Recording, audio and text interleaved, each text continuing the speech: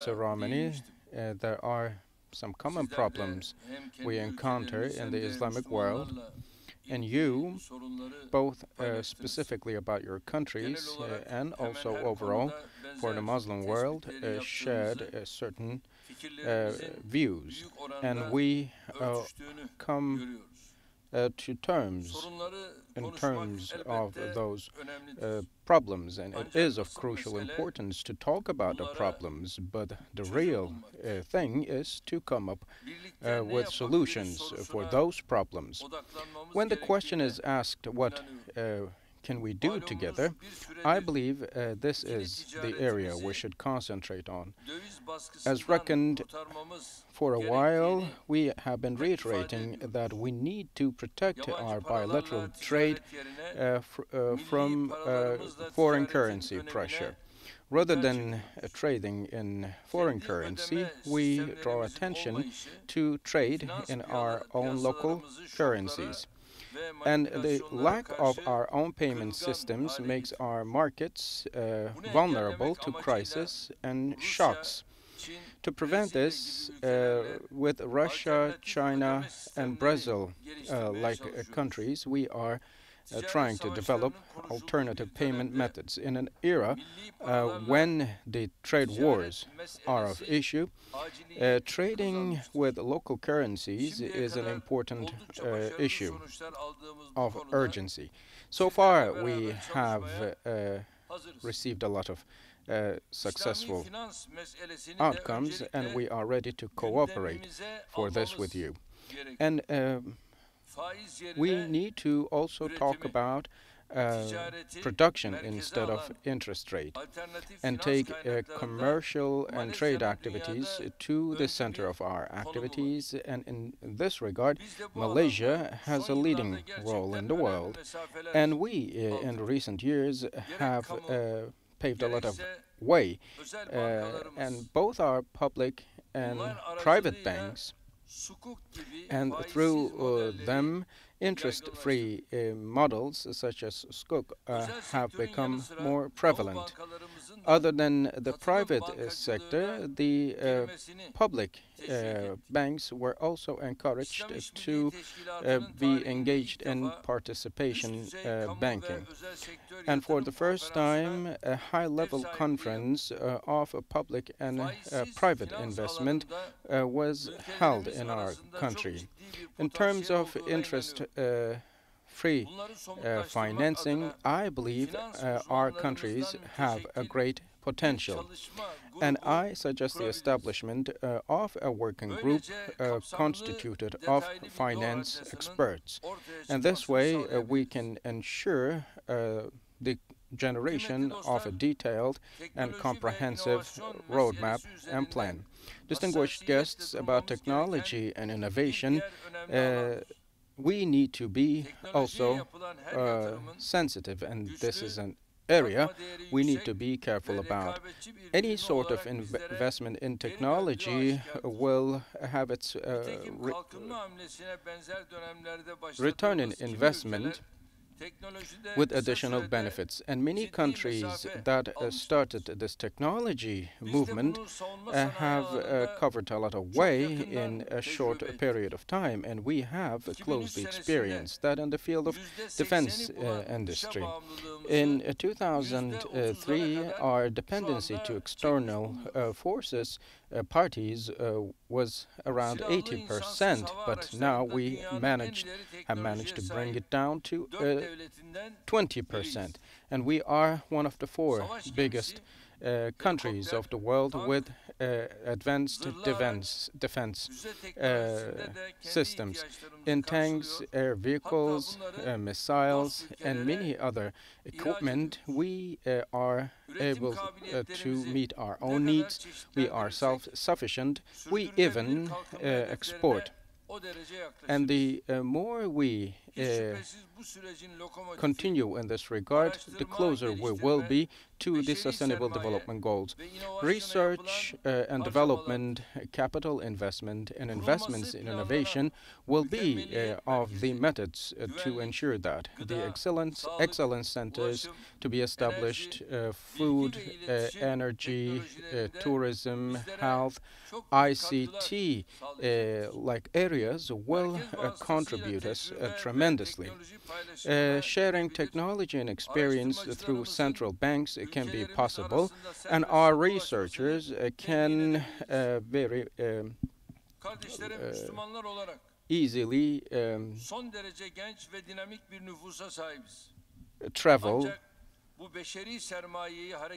among countries. And we have the capacity for human capital, but in terms of education, which will activate that capital, we have major challenges. In terms of literacy and the rates of girls attending to schools, the Muslim countries are below world average. In the world, the literacy rate is 82%, while among the Muslim countries it is 70%, around 70%. In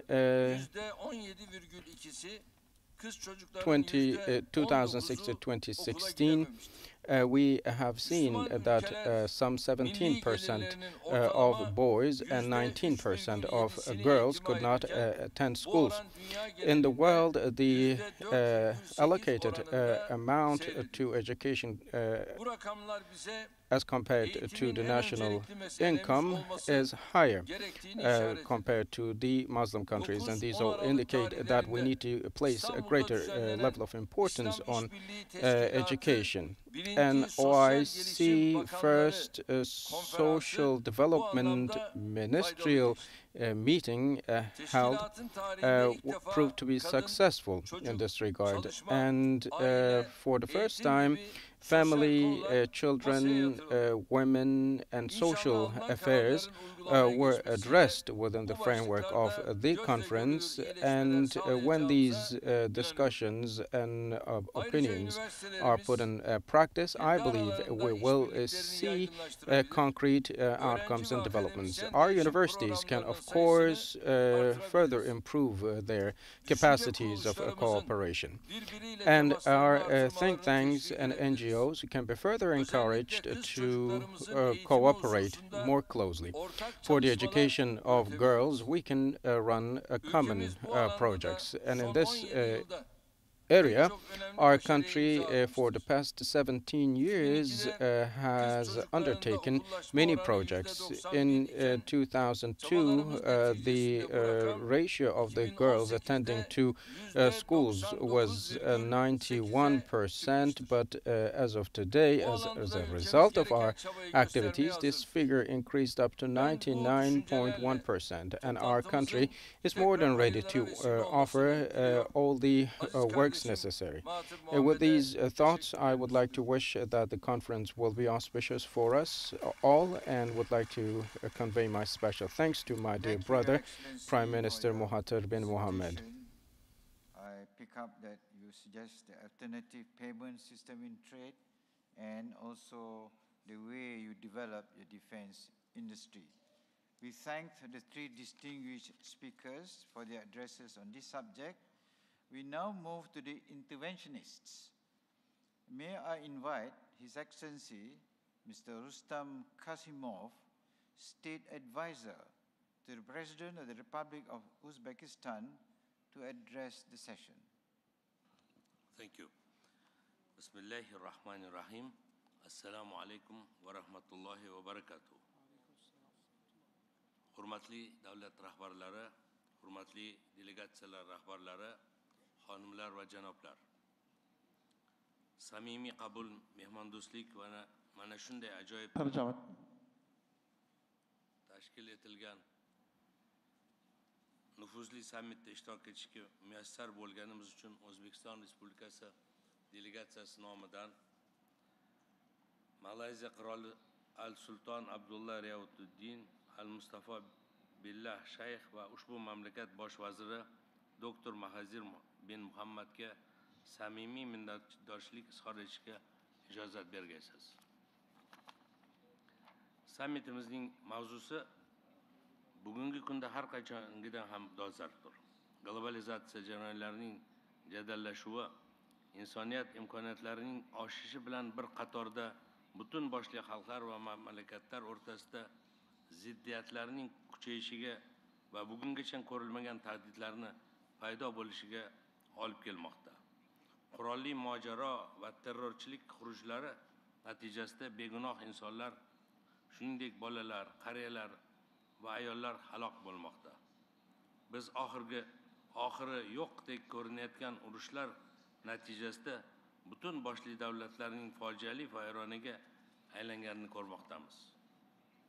Insonlar jamiyatni tobora qamrab olayotgan axloqsizlik, buzuqlik, shafqatsizlik va befarqlikdan hamda bu holatlarning alohida ijtimoiy qatlamlar boshiga yanada ko'proq tushayotganidan o'rinli tashvishga tushmoqda.